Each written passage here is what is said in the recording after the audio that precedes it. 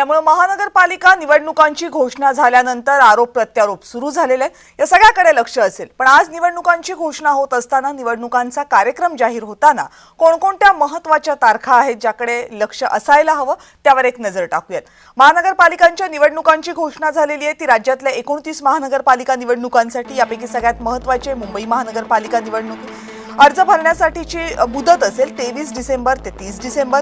अर्जांची छाननी असेल 31 डिसेंबर 2025 ला। अर्ज माघारी घेण्याची तारीख असेल 2 जानेवारी 2026 पर्यंत। 2 जानेवारी 2026 नंतर अर्ज माघारी घेता येणार नाही।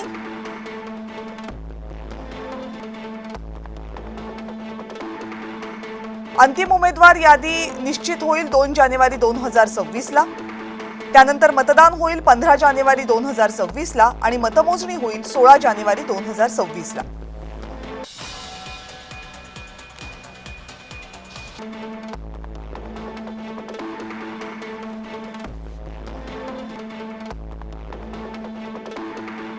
पंधरा डिसेंबरला निवडणुकांचा कार्यक्रम घोषित करण्यात आलेला आहे आणि 15 जानेवारीला निवडणुका होतील। म्हणजे एक महिना आहे सगळ्या उमेदवारांना प्रचारासाठी आणि बाकीच्या सगळ्या प्रक्रिया पूर्ण करण्यासाठी।